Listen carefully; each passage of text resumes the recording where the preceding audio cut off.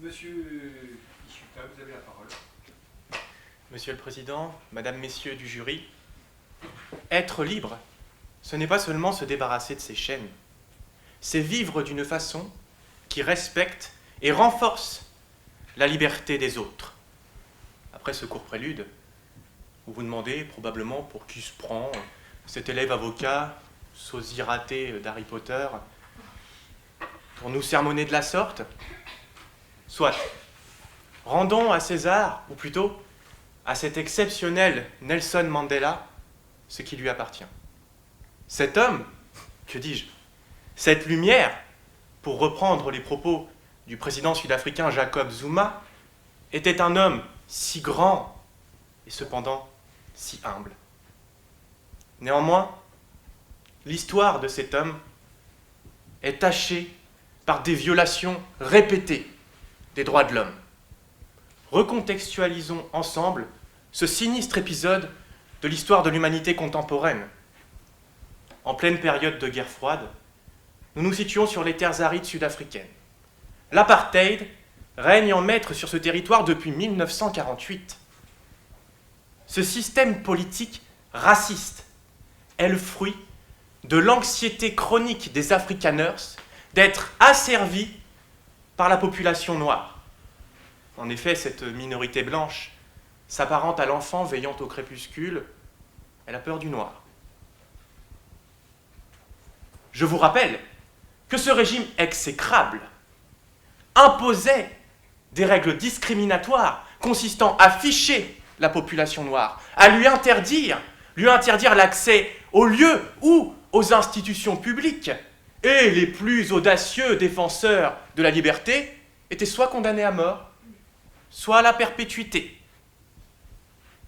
La dangerosité d'un tel régime politique réside dans sa portée idéologique et psychologique, comme l'a mis en exergue Nelson Mandela lui-même, qui, alors qu'il prenait l'avion, fut pris de panique lorsqu'il s'aperçut que le pilote était noir et non blanc.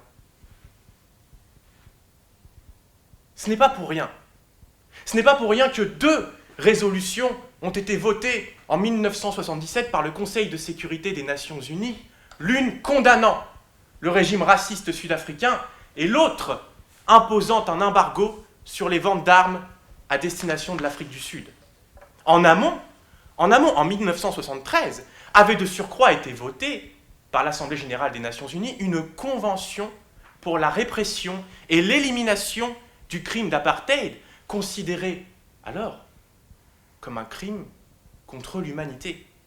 C'est-à-dire un crime d'une telle gravité qu'il est d'une part imprescriptible et d'autre part sanctionné par d'accablantes peines. Alors quid de ce cher Nelson Mandela, alias Madiba, me direz-vous? Eh bien, ce colossal défenseur des droits de l'homme a intégré l'ANC, le Congrès national africain, pour lutter contre ce régime tyrannique. Et il participait à des campagnes de sabotage, de transport de minéraux et de métaux dont l'Occident dépendait considérablement. Et pour cette raison, il fut consécutivement arrêté avec l'aide de la CIA. Oui, vous comprenez bien que l'oncle Sam, ou l'oncle Donald, pourrait-on désormais dire, n'avait rien d'un Mickey. Abolir les discriminations en dehors de son propre territoire ne présentait pas un grand intérêt économique, contrairement à cette désastreuse guerre du bien contre le mal. Il était plus lucratif d'infiltrer un agent au sein de l'ANC pour dénoncer ce terroriste de Madiba. Et oui, que voulez-vous? Défendre les droits de l'homme prend du temps, et le temps, c'est de l'argent. Comme quoi, on peut continuer à puiser du pétrole même après avoir touché le fond. A posteriori de son arrestation, vint le procès de Rivonia. Madiba échappa à la peine de mort au profit d'une détention à perpétuité, et il fut incarcéré à la prison de Robben Island. Imaginez-vous quelques instants, au centre de la sordide cour délabrée de cette prison.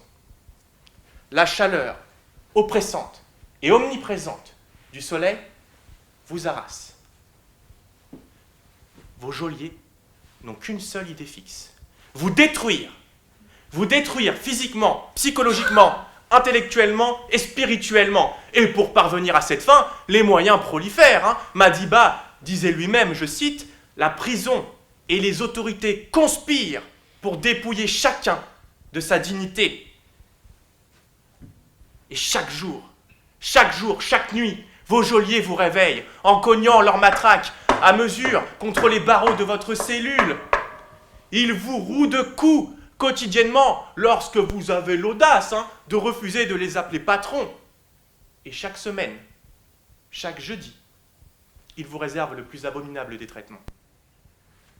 Ils viennent vous chercher dans votre cellule, vous emmènent à l'extérieur et vous font creuser. Encore, et encore, et encore, sans discontinuer.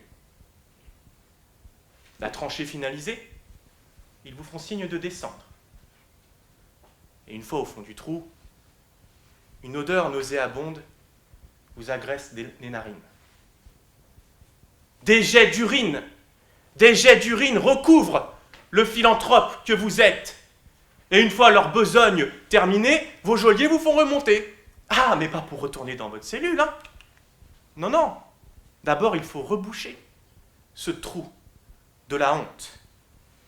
Alors, dressons ensemble le bilan des violations dont Madiba a été victime.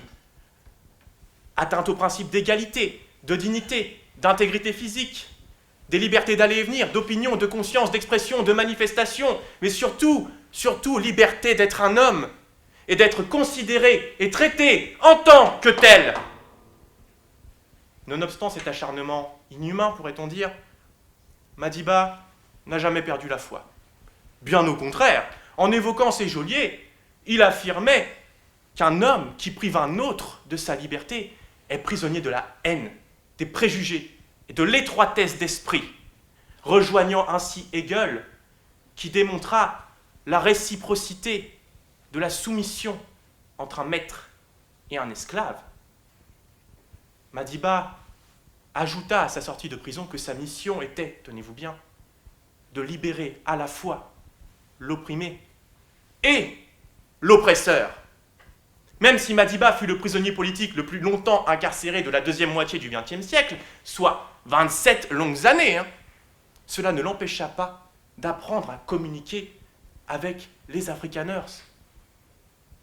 Lorsque l'on viole gravement vos droits de l'homme, la réponse à donner est donc tout simplement de vous conduire comme le meilleur des hommes et de lutter activement pour la liberté.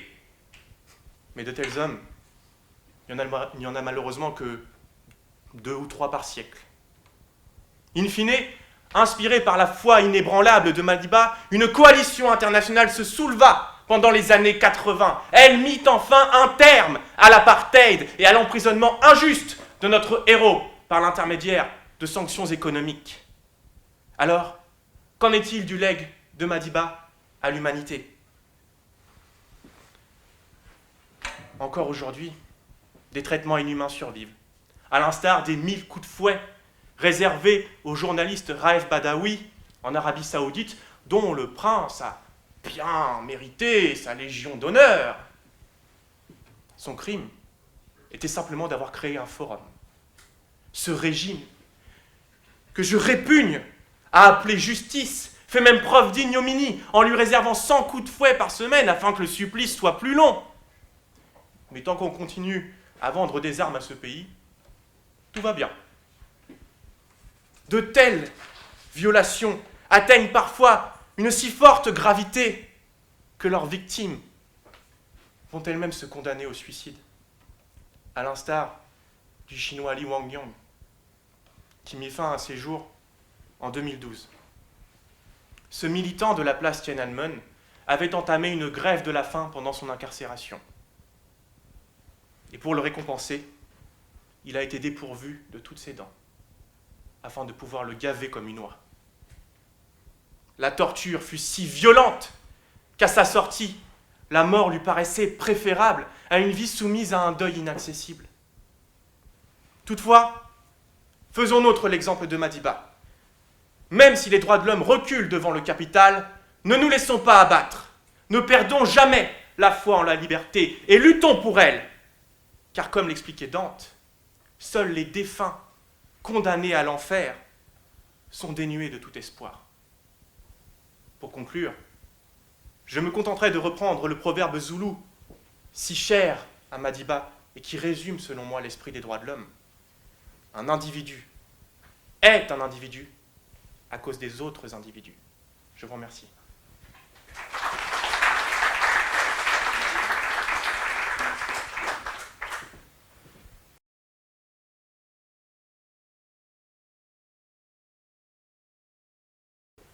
375 €. C'est ce qu'on a donné au père de Tina en échange de son adoption. Et rien, c'est ce qu'on a donné à Tina en échange des 18 heures de corvée journalière qu'elle effectuait. Et pourtant, on lui avait promis tout. Amour, éducation, argent. Parce que la famille qui a adopté Tina n'est pas n'importe laquelle. C'est celle des Okpara. Lui est footballeur professionnel au Paris Saint-Germain et elle gère sa carrière. Alors nous sommes loin, bien loin des pays du tiers-monde. Ces pays où personne n'ignore que des enfants travaillent encore pour éponger la dette de leurs parents ou sont simplement exploités pour filer de leurs doigts d'or des tapis revendus à des riches occidentaux. Et nous sommes bien loin de tout cela puisque nous sommes simplement en France. Notre pays, notre patrie, celle des droits de l'homme. Monsieur le Président, Madame, Messieurs les membres du jury, Mesdames, Messieurs, j'aimerais pouvoir vous dire que l'histoire à venir, celle de Tina, enfant esclave, vous l'aurez compris, est un triste cas à part. Mais la réalité est tout autre. La réalité veut qu'il soit 35 millions de nos semblables qui sont asservis, humiliés, battus dans toutes les régions du globe. La France n'y échappe pas. La France n'échappe pas puisqu'elle ne compterait pas moins de 8600 captifs, attachés aux trottoirs, aux tâches ménagères ou aux ateliers clandestins. Tina, elle, avait 12 ans lorsqu'elle a été contrainte de quitter son pays natal, le Nigeria. Elle n'y était pas vraiment malheureuse, du moins jusqu'à ce que sa mère décède, que son père se remarie avec une odieuse marâtre, la place chez un oncle, puis finit par la confier aux Okpara, cette famille en qui il avait une entière confiance. Réduite en esclavage, humiliée, mutilée, violée. 4 années de sa vie lui ont été volées, et avec elles, ses rêves d'enfant, sa dignité, comme si ce n'était pas suffisant, même sa virginité. Alors chaque matin, il est 5 heures, quand Tina quitte son matelas, posé à même le sol de la cave, entre les cartons et l'humidité, et son emploi du temps est alors rythmé par les ordres et les cris de sa mère adoptive. Lave-toi, tu pues, lave tes frères et sœurs, amène-les à l'école, fais les courses, fais-moi à manger, masse-moi, nettoie, plus vite, mieux que ça. Un coup de talon aiguille par-ci, 1 ou 2 gifles par-là. Ce n'est pas le conte de fées qu'espérait le père de Tina lorsqu'il l'a confiée aux Okpara. Ce n'est donc pas une Cendrillon des temps modernes, mais une esclave des temps modernes. Des temps modernes où l'esclavage n'est pas mort. Des temps modernes où notre société répugne encore à reconnaître qu'il est parmi nous. Sournois, invisible, insidieux, il ne porte plus de chaîne. Il se terre derrière les portes closes et les volets tirés, une fois à la cave, d'autres fois au grenier, et il espère que personne ne découvrira son secret. Il se nourrit de l'homme, de ses bas instincts et de sa cruauté ô combien sans limite. Un loup pour l'homme, un prédateur, voilà ce que l'on est. Et loin, bien loin de cette vision humaniste des rédacteurs de 1848 qui ont cru naïvement qu'un bout de papier abolirait définitivement l'esclavage en France. Cet empire colonial qui a cru pendant un temps pouvoir asseoir sa domination sur des peuples naïfs et vulnérables. Est-ce donc cela, l'héritage de l'histoire, l'héritage de la traite négrière, de la ségrégation des camps nazis? Est-ce là les seuls enseignements tirés du passé? Mieux se cacher pour mieux dominer? Et si seulement Tina n'avait à se plaindre que des tâches ménagères, des coups, des insultes, si seulement à l'aube de ses 14 ans, elle aurait pu rester aux yeux de son père adoptif une enfant, son enfant, et non pas une femme en devenir. Et de simple esclave, elle est passée à esclave sexuelle. Mais elle a résisté, à chaque fois. Elle a même dénoncé, et à sa mère adoptive, et à cette mamie qui vit avec eux, qui la croit, mais qui pourtant ne fait rien. Et surtout, elle a dénoncé aux forces de l'ordre, en qui elle a cru voir l'espoir et la fin de son calvaire lorsqu'elle l'a fui une première fois. Mais pourquoi croire cette jeune fille un peu effarouchée, négligée, qui maîtrise mal la langue de Molière? Pourquoi croire cette fille qui dénonce un fléau du siècle passé? Pourquoi croire cette fille qui accuse ce père de famille qui est si bon, du moins au football? Alors si les agents de police qui avaient reçu Tina ce jour-là avaient été aussi bien formés sur l'esclavage qui gangrène encore notre pays que le père Okpara a manié le ballon, peut-être qu'elle aurait pu être sauvée. Peut-être qu'elle n'aurait pas eu à subir une scène de torture de la part de sa mère adoptive, cette mère adoptive jalouse, qui n'a pas vu en Tina une possible victime de viol de la part de son époux, mais une concurrente. Peut-être qu'elle n'aurait pas été forcée à voir que l'homme n'a aucune limite dans sa barbarie. Peut-être qu'elle n'aurait pas à garder à vie les traces de cette nuit tranchante et sanglante dont je vous épargnerai les détails sordides. Alors oui, la France est coupable. Coupable d'avoir abandonné Tina et ses 8600 personnes aux mains de ces dominateurs matérialistes. Coupable de ne pas informer, de ne pas former à la détection de cette calamité. Parce que oui, où était la France lorsque Tina a eu le courage, cette première fois, de récupérer et sa vie et sa dignité? Où était l'universalisme de ce grand article 4 de la Déclaration universelle des droits de l'homme de 1948, qui, je le rappelle, précise que nul ne peut être tenu en esclavage ni en servitude. L'esclavage et la traite des esclaves sont interdits sous toutes ses formes. Et que peut espérer ce beau droit de ne pas subir de traitements inhumains ou dégradants, brandi si haut par l'article 3 de la Convention européenne des droits de l'homme et clamé si fort par la jurisprudence de sa cour? Mais qui aurait pu protéger Tina lorsque les textes ne font que réprimer? Alors pour ça, il n'y a eu que son instinct. C'est lui qui l'a poussé à fuir une seconde fois, 1 an plus tard. Parce que face à la peur d'un énième viol, il était préférable de faire face à une autre peur. Celle d'affronter la police qui pourrait ne pas la croire. Encore. Bien heureusement, la machine judiciaire se mit en route pour aboutir finalement à une condamnation de ses parents, ces tortionnaires qui ont tout nié et qui sont érigés en accusateurs, criant au mensonge. 15 ans de réclusion criminelle pour elle, 10 pour lui. Alors oui, la justice lui apporta un peu de réconfort.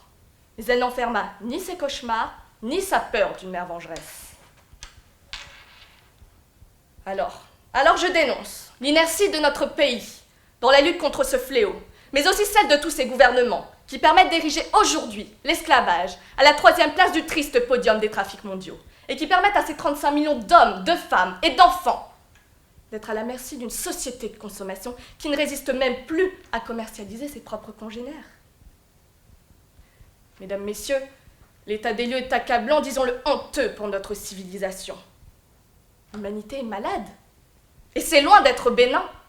Pour autant, la France semble traiter l'esclavage comme une maladie orpheline, subie par trop peu de monde pour que l'on se décide à la combattre.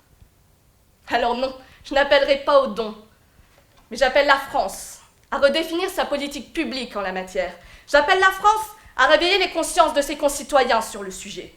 J'appelle la France à déployer tout l'arsenal juridique dont elle est déjà dotée pour résister à cette noirceur humaine. Parce que, permettez-moi de rappeler à notre France qu'elle a signé, en 1926, la Convention de la Société des Nations Unies relative à l'esclavage, ou encore, en 1999, la Convention de l'Organisation internationale du travail relative aux pires formes de travail des enfants. Permettez-moi d'espérer qu'elle n'a pas simplement acquiescé à des accords sous l'œil et la pression internationale. Malheureusement, permettez-moi d'en douter lorsque je vois que la Cour européenne des droits de l'homme est obligée de rappeler à la France ses engagements en la condamnant en 2005.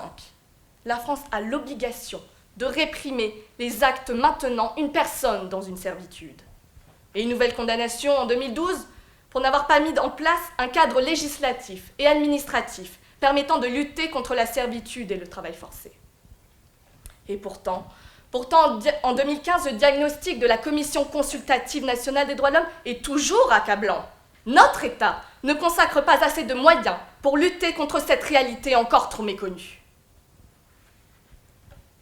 Comment le pays des droits de l'homme peut-il encore être aujourd'hui attaché à cette barbarie venue d'un autre siècle? Luttons. Luttons pour les droits de l'homme, pour la dignité humaine. Que dis-je? Luttons pour l'humanité, pour qu'elle ne s'éteigne pas. Luttons contre la réification de ces millions d'hommes, de femmes et d'enfants. Luttons pour les générations à venir, nos enfants. Et luttons pour qu'aucun d'eux n'être enchaîné à un homme esclave d'une société de surconsommation.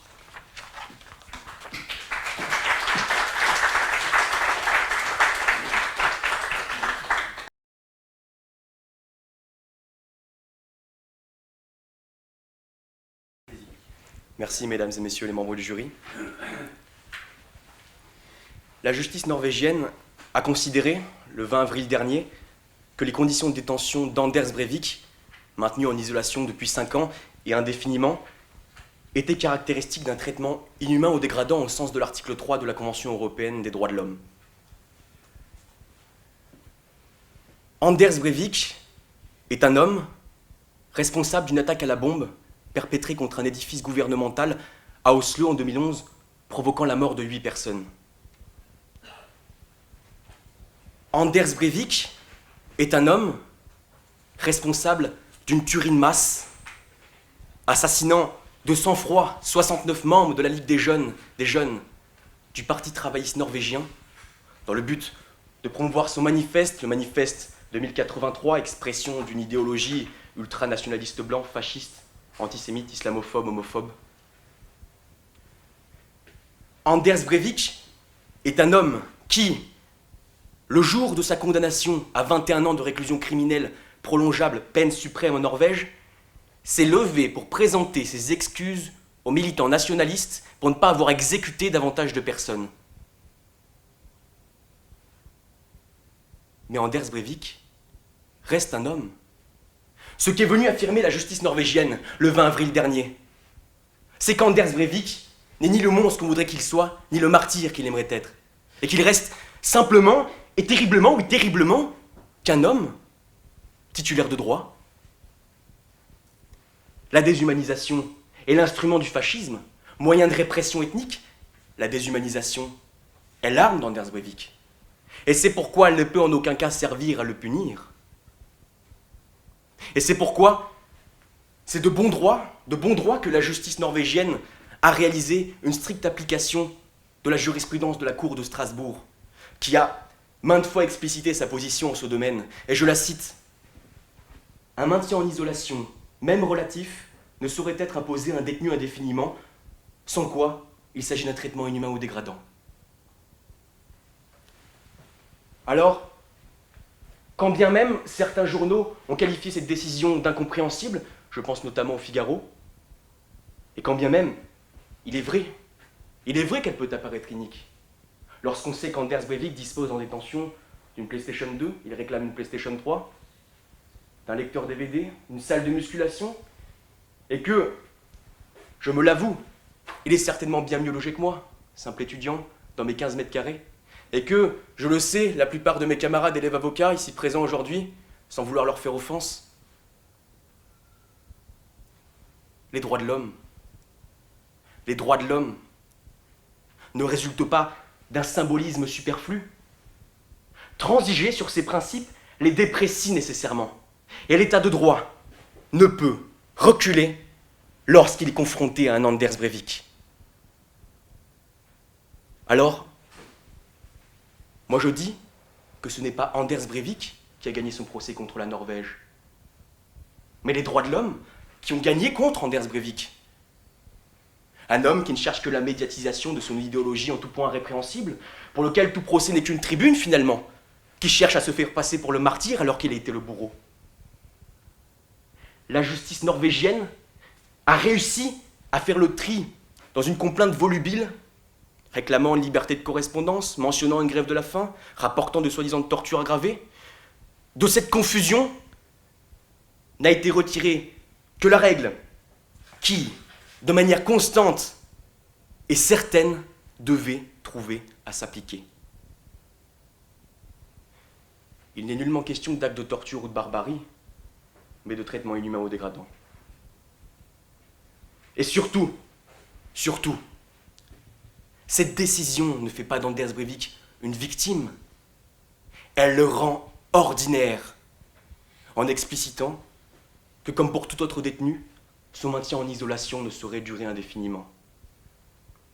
Et il est impératif de considérer Anders Breivik d'une manière ordinaire, de ne pas faire de lui ce que, dans son fantasme, probablement schizophrénique selon moi, il voudrait être, ne pas lui conférer l'aura qu'il aimerait avoir. Il ne sera jamais plus grand chevalier d'Europe depuis la fin de la Seconde Guerre mondiale, jamais maître de la vie et de la mort, jamais régent de la Norvège amené à gouverner avec le soutien d'une organisation templière.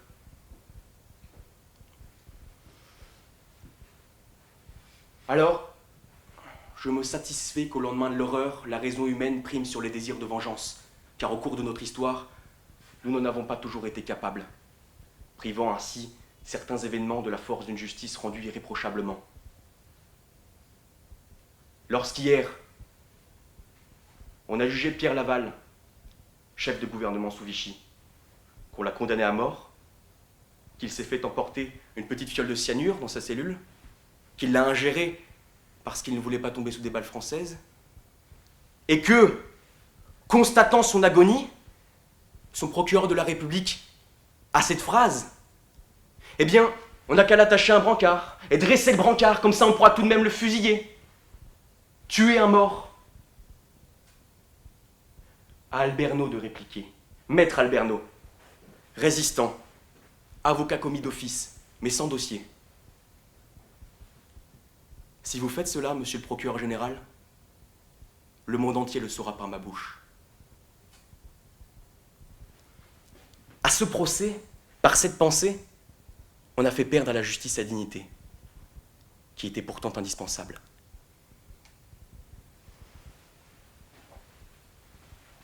Aussi, je suis de ceux qui ont espéré que ne serait pas remis en question l'octroi de l'aide juridictionnelle à Salah Abdeslam, comme à tout autre justiciable dans sa situation.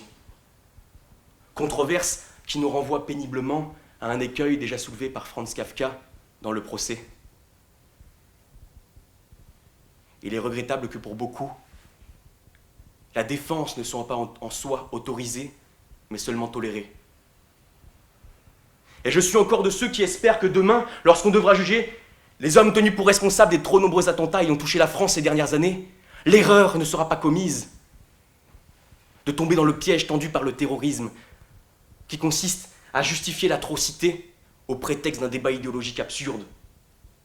La faiblesse serait de donner une assise à ces récriminations, à conforter cette opposition finalement, comme si les deux thèses se valaient, et ce, en trahissant l'intangibilité des droits fondamentaux, socle de notre société, dans l'objectif irrationnel de répondre au barbarisme par une vendetta judiciaire, simulacre de justice. Je veux croire que la justice française aura la même lucidité que la justice norvégienne, qui a su, face à Anders Breivik, ne pas abandonner ses principes au profit de la vengeance, et ainsi ne pas faire sienne les valeurs et la logique du terrorisme.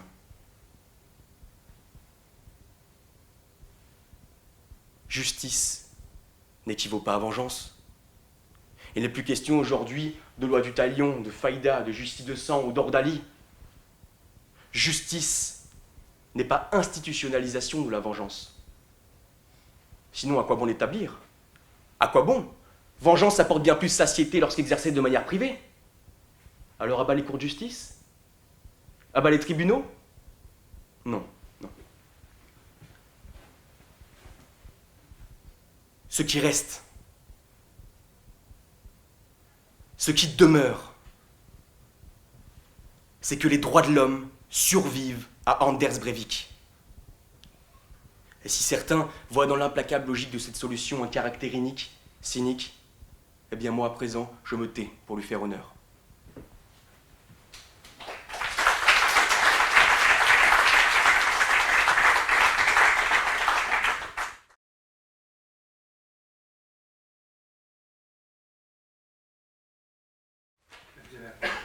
Monsieur le Président, Madame, Messieurs les membres du jury, des entrefilets dans la presse nous ont appris il y a 10 jours que 30 jeunes étudiants iraniens avaient été nuitamment fouettés à près de 100 reprises chacun.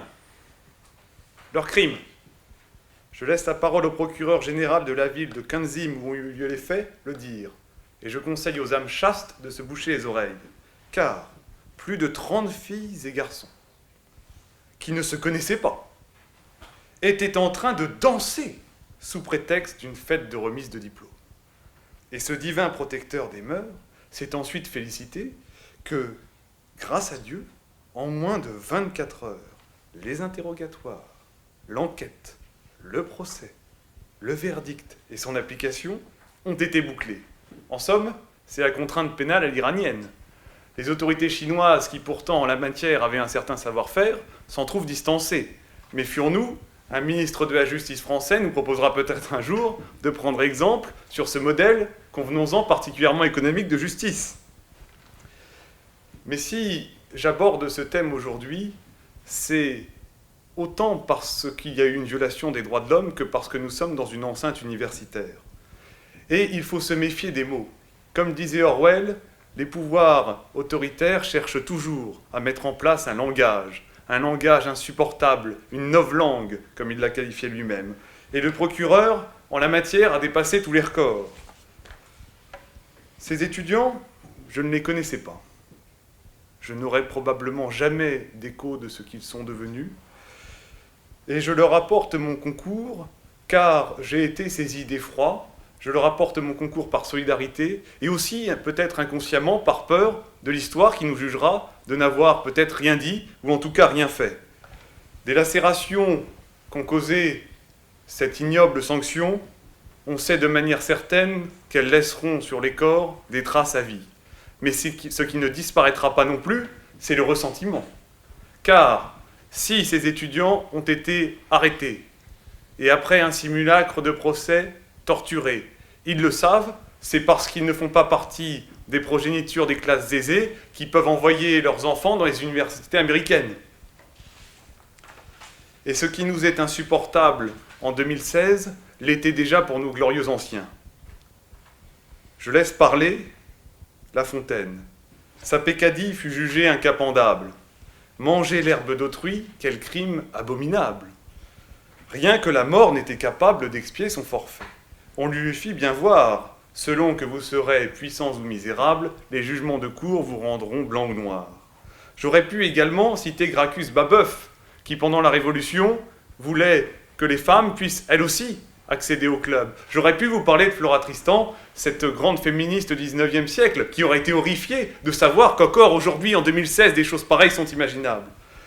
Et ça n'est pas nécessaire. Car vous l'aurez compris, c'est une atteinte intemporelle aux droits de l'homme qui vient de se commettre. Et on me répondra, le pouvoir religieux en place en Iran me répondra que c'est peut-être une atteinte intemporelle pour nous, mais que je suis là comme un occidental et que je juge selon des normes occidentales qui ne s'appliquent pas à eux. Ce sera leur argumentaire. Je ne le crois pas. Je ne le crois pas. Je me refuse à tomber dans le piège d'une critique trop facile de la révolution islamique de 1979. Car si avant 1979, les droits de l'homme étaient en apparence mieux respectés du temps du Shah, que l'on ne fouettait pas les étudiants qui avaient eu la malchance d'obtenir leur diplôme. Si les droits de l'homme étaient en apparence respectés parce que les femmes n'avaient pas de voile, c'était un régime autoritaire, c'était un régime illégitime. Et on a vu récemment en Libye et en Égypte ce que devenaient les régimes qui sont autoritaires et illégitimes. On a vu ce que donnaient les pactes scélérats Tacite conclut avec l'Occident. Car même pour des raisons valables, l'histoire nous apprend qu'il ne faut jamais faire passer les droits de l'homme par pertes et profits. Et je suis toujours choqué d'entendre en France des commentateurs dire « Mais on n'aurait jamais dû aller en Libye, parce que si on n'était pas intervenu en Libye, on aurait pu éviter ce flot d'immigration clandestine et, ma foi, Kadhafi était peut-être un tyran sanguinaire, mais il avait le mérite d'être bien loin de ces vilains islamistes. » Ces commentateurs oublient qu'il faut respecter les peuples. Et que si la France et la Grande-Bretagne est intervenues en Libye, c'était à la demande de la Ligue arabe. Et dans le cas présent, c'est le même raisonnement que j'opère. Je ne fais pas l'exercice d'une dénonciation impérialiste. Je ne fais pas l'exercice de faire un amalgame entre les jeunes d'ici et les jeunes d'Iran. En réalité, les jeunes d'Iran sont le symbole des jeunes du monde entier. Ils ont les mêmes aspirations que nous. Ils font des études, ils veulent vivre. Et si, comme l'explique le pouvoir religieux en place en Iran, dénoncer cette ignoble sanction est un impérialisme teinté de droit de l'hommisme, il faudra qu'il nous explique pourquoi, lorsque l'on a annoncé, en raison de l'abandon du programme offensif nucléaire, la fin des sanctions, la fin de l'embargo, ce qui signifie donc que le peuple iranien va enfin avoir accès au mode de vie occidental, aux biens de consommation, au McDonald's et le mode de vie qui va avec, pourquoi le peuple iranien est descendu en liesse dans la rue, s'ils sont contre? Pourquoi le pouvoir iranien nous parle de pudeur et de morale différenciée, alors que l'Iran est le principal consommateur mondial de maquillage? Pourquoi le journaliste du Monde, qui, à chaque reportage dans le pays, s'extasie devant les trésors d'ingéniosité destinés à contourner l'interdiction de la mixité? La réponse à ces questionnements est terrible. Car on nous rassure ici, en France, en nous parlant de dégel, de renouveau, d'assouplissement de la part du régime. Des faits effroyables comme ceux que j'évoque devant vous n'ont donné lieu qu'à quasiment aucune médiatisation. Les brèves, c'était une dépêche du Figaro, et je crois que Paris Match a écrit 15 lignes sur le sujet. Or, il apparaît clairement que le pouvoir politique à Téhéran a décidé de s'en prendre aux plus faibles, aux étudiants, aux pauvres, pour donner l'impression de rester droit dans ses bottes face à l'abandon de leur politique belliqueuse et intenable nucléaire de menaces internationales. Et c'est pourtant, cette question du nucléaire, la même sinistre comédie que celle des étudiants lacérés. Le pouvoir iranien cherche à nous tester. Il cherche à voir notre réaction, à voir si en France, des gens s'élèveront. Il prend à partie l'opinion publique internationale. Et au vu du faible retentissement de cette torture infligée à ces étudiants, parce que personne en France n'a jugé bon de se mobiliser, ni les syndicats étudiants qui sont trop occupés à contester la loi travail, ni le Quai d'Orsay qui, comme à son habitude, est resté discret. Et je crains que les extrémistes religieux pensent avoir, à l'avenir, de nouveaux cartes blanches. Voilà pourquoi je voulais me saisir de ces faits, vous les exposer et vous crier alerte. Quant à ceux qui viennent nous dire, et il y en aura, que les choses évoluent sur le temps long, je leur demande de se poser la question de savoir si les 2970 hurlements résultant des 2970 coups de fouet donnés n'ont pas été longs à entendre.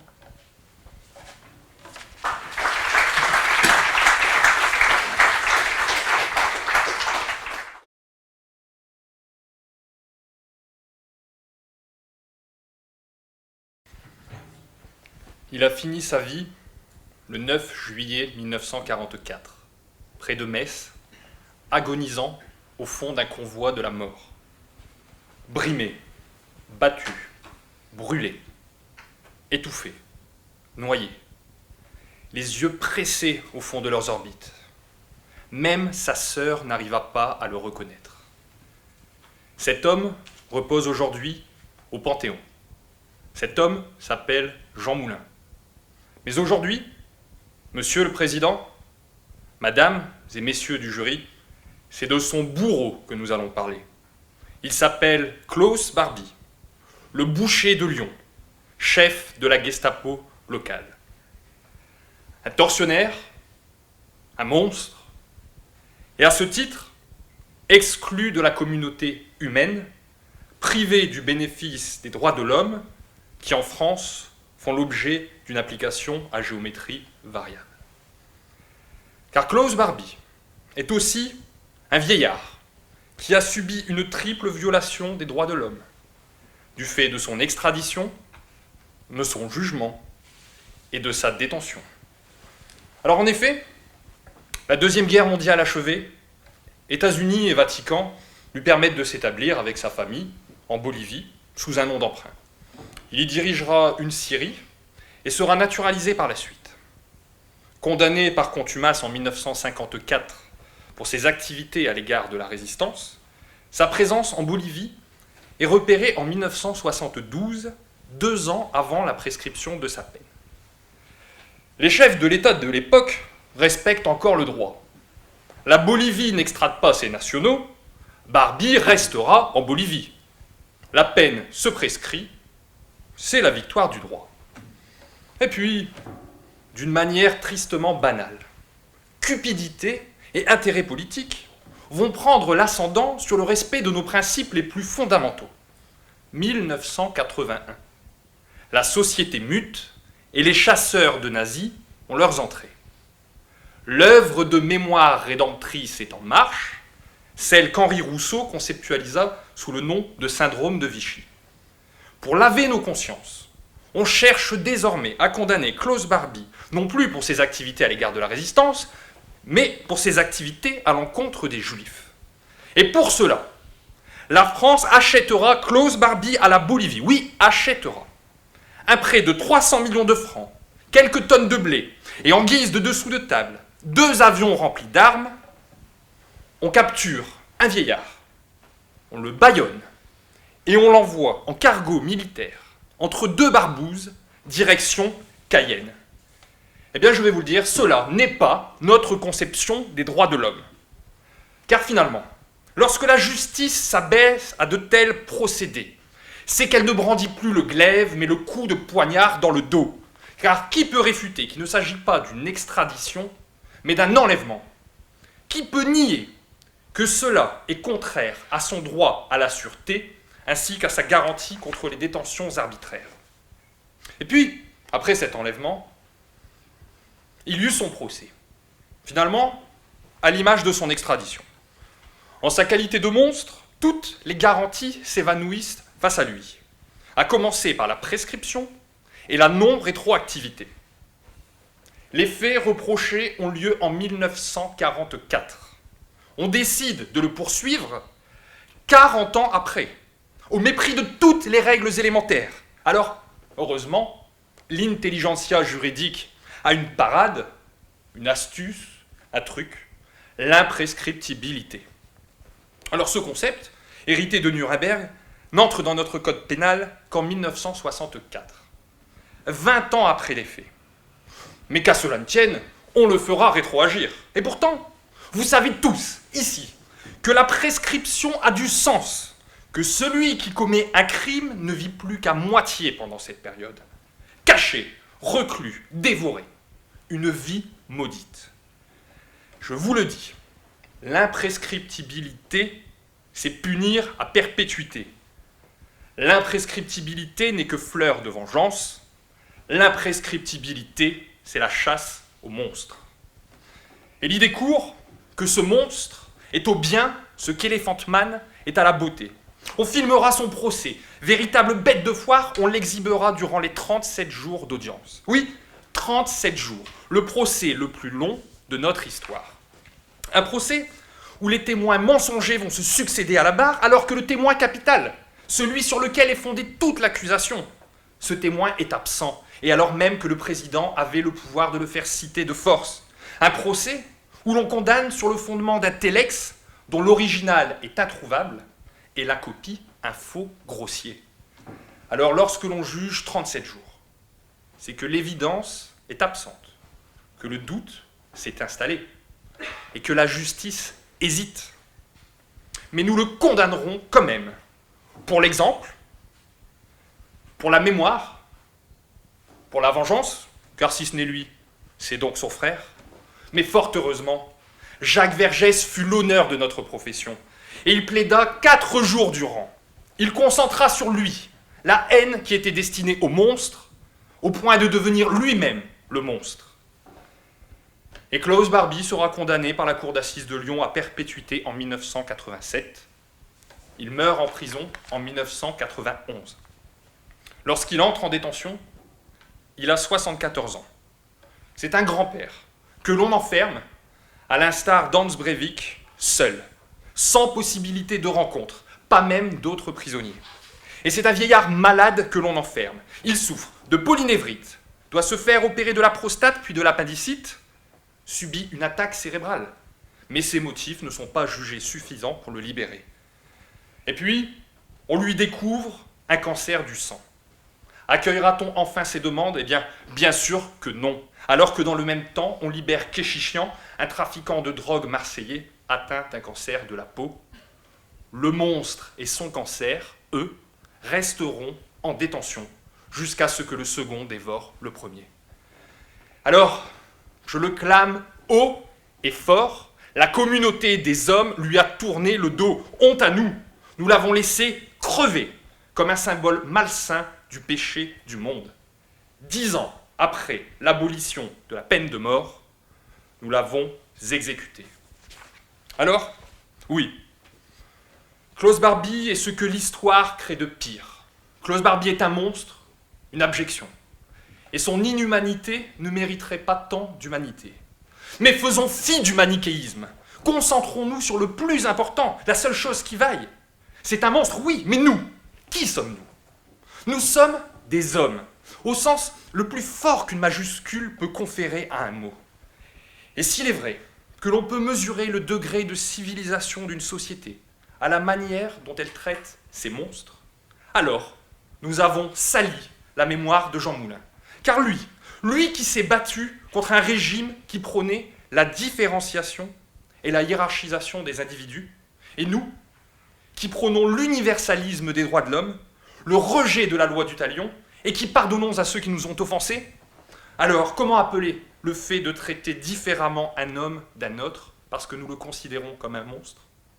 Cela s'appelle également la différenciation et la hiérarchisation des individus, oui. C'est un monstre, mais nous sommes des hommes. Alors je suis conscient que ce que je vous demande représente un effort important, mais ô combien nécessaire, fondamental. Je vous demande de reconnaître, Monsieur le Président, Mesdames et Messieurs du jury, que parce que nous le haïssons, nous lui avons dénié le bénéfice des droits de l'homme. Et finalement, n'est-ce pas l'essence même de la profession d'avocat, celle qui lui donne ses lettres de noblesse, que de se dresser pour que personne ne soit écarté de l'application des droits de l'homme?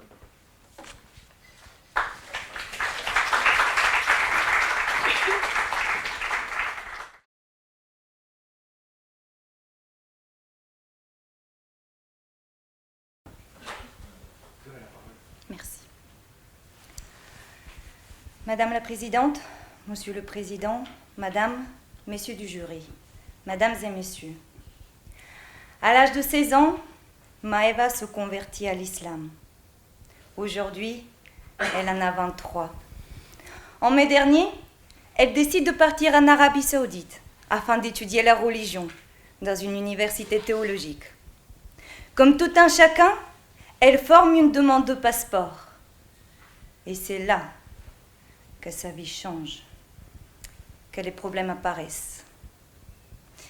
En effet, Maëva ne le savait pas, mais sa mère l'avait signalé aux autorités. Elle avait déclaré que sa fille avait changé de comportement. Dès lors, sa demande de passeport est rejetée. À la place, elle est convoquée par les services de renseignement. Ils élaborent une note blanche à son égard.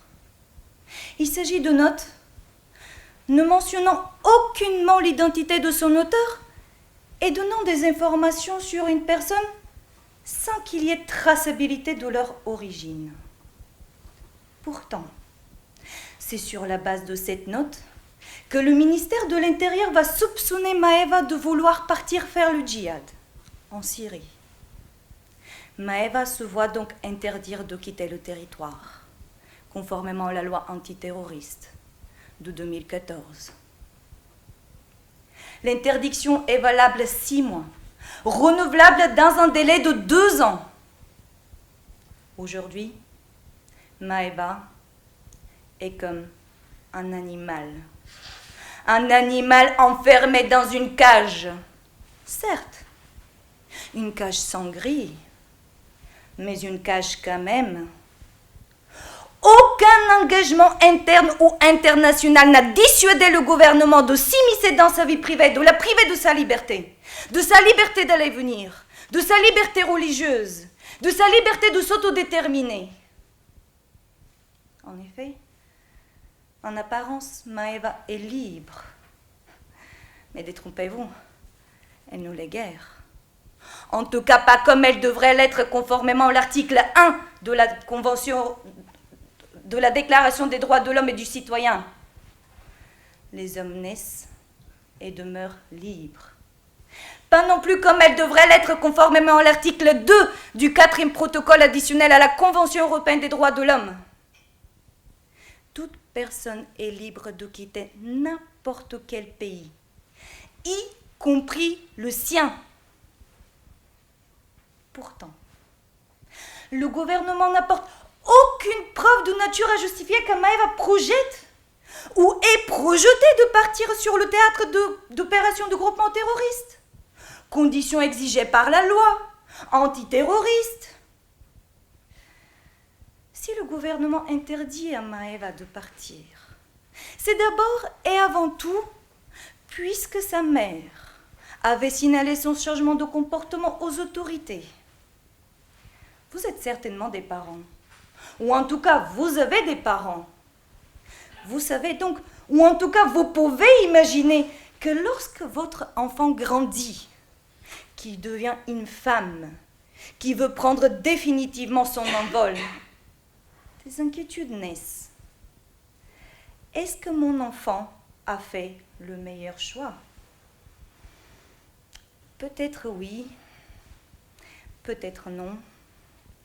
Mais les inquiétudes d'une mère ne sont pas des preuves. Pas plus que le sont les inquiétudes d'un gouvernement, de notre gouvernement, qui veut limiter les départs des Français à l'étranger, puisqu'il redoute les retours à cause des risques d'attentats. En outre, si le gouvernement interdit à Maëva de partir, c'est à cause d'une note blanche. Pourtant, il est impossible de se fonder sur une note dont l'utilisation a été bannie par le ministère de l'Intérieur lui-même, celui qui interdit à Maëva de partir, puisque selon ses dires, dans notre République, de telles notes ne peuvent pas faire foi, alors qu'elles ne mentionnent aucunement leur origine et que leur contenu ne fait l'objet d'aucun contrôle. La religion de Maëva, sa pratique plus ou moins rigoureuse, ne relève que de sa liberté de conscience et de religion. Une liberté tellement importante que le législateur a érigé un droit autonome à l'article 9 de la Convention européenne des droits de l'homme. Ce dernier indique que ce droit à la liberté religieuse se matérialise notamment par l'enseignement. La pratique d'une religion, qu'elle soit ou non rigoureuse, ne relève que d'un choix personnel et non pas de la loi, et encore moins du pouvoir exécutif. S'immiscer ainsi dans la vie de Maëva, alors même qu'aucune infraction ne lui est reprochée et qu'aucune infraction n'a été commise par elle, est aberrant. Aberrant dans une démocratie, dans notre démocratie, et c'est contraire à tous les fondements de notre droit. Pourtant, malgré cette violation flagrante de divers prérogatives personnelles, malgré cette absence flagrante de preuves, je vous l'accorde. Dans le cas de Maëva, comme dans celui des centaines d'autres inconnus frappés par la même interdiction ou assignés à résidence dans le cadre de l'état d'urgence, voire même dans le cas de ceux qui le seront, grâce à la réforme pénale fraîchement votée par l'Assemblée le mois dernier, je vous l'accorde. Dans tous ces cas, le dilemme persiste et il est réel, puisque deux droits fondamentaux s'opposent. Le droit à la sécurité, dont il appartient à l'État de l'assurer à l'égard de chaque citoyen. Les droits à la liberté religieuse et d'aller et venir, dont il appartient à l'État d'en assurer l'exercice sans entrave.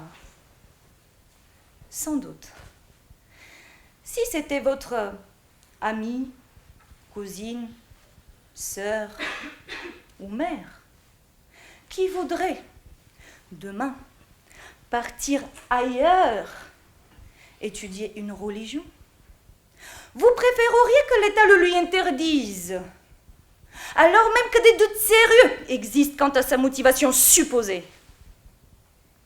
Mais dans cette volonté d'assurer la première des libertés qu'est la sécurité, nous ne pouvons pas enfermer un enfant devenu une femme dans une cage, même si elle est sans grille et même si elle est invisible. À défaut, c'est la porte ouverte à tout arbitraire, puisqu'il s'agit là de droits et libertés individuels dont il ne nous appartient pas à juger, et encore moins à limiter. Et puisque la sanction avant jugement et sans infraction est l'apanage de tout régime totalitaire, c'est dans ce sens que les juges ont interprété la loi. Ainsi, Maëva a vu ses droits réaffirmés par les juges administratifs, qui pour la première fois, depuis son existence, annulent une interdiction de quitter le territoire. Nos juges, gardiens de nos droits, se saisissent enfin de la question des droits et libertés fondamentaux dans cette période trouble à cause des attentats. Désormais, il nous appartient à faire de même. Monsieur le Président, Mesdames et Messieurs du jury, Mesdames et Messieurs, vous comprenez donc que si j'ai choisi de vous parler aujourd'hui du cas de Maëva, de ce papillon enfermé dans une cage, invisible et sans grille, c'est afin d'espérer que les sentiments d'impuissance et de désorientation qui règnent aujourd'hui à cause de l'actualité ne réduisent pas les textes proclamant les droits et libertés fondamentaux en de simples mots, écrits en vain sur des feuilles blanches. Je terminerai en vous confiant ces quelques mots de Maëva. Je veux juste qu'on me laisse vivre ma vie. Je vous remercie.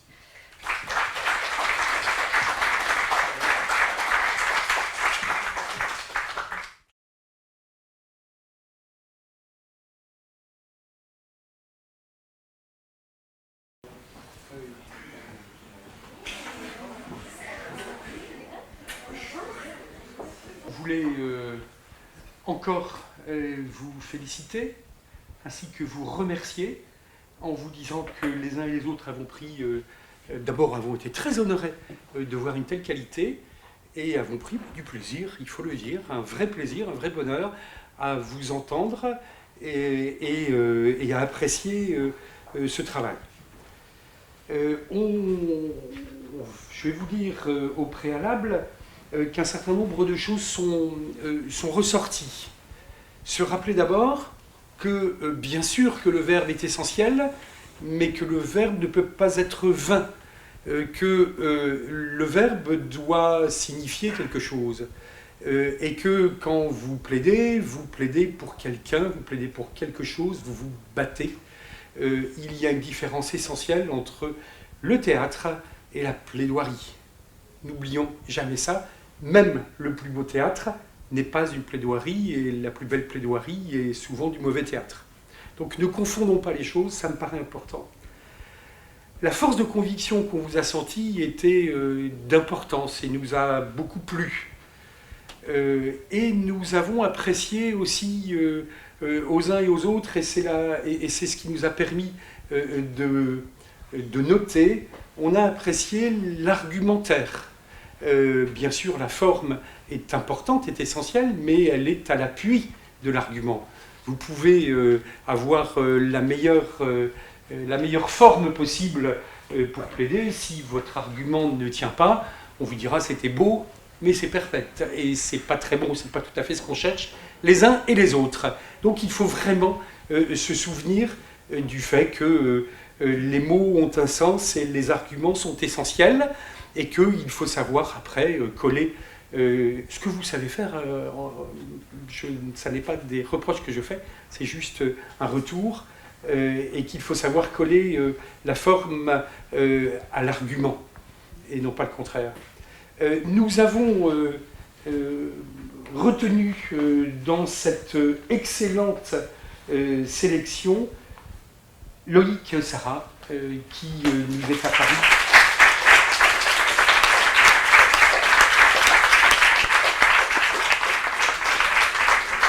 Comme étant le meilleur de cette excellence que nous avons vue. Merci encore une fois à tous. Et ben voilà, si vous pouviez venir faire un petit tour. Ne partez pas, il y a des lots. Merci. Voilà, la part d'Ixad. Et puis un petit mot, si tu peux. Mets-toi là, parce que tout est filmé. Hein. Très rapidement, de juste saluer tous mes camarades, toute ma promotion. Là. Une très bonne promotion et tous les participants là, aussi. Et merci beaucoup à l'Ixad pour l'organisation du concours.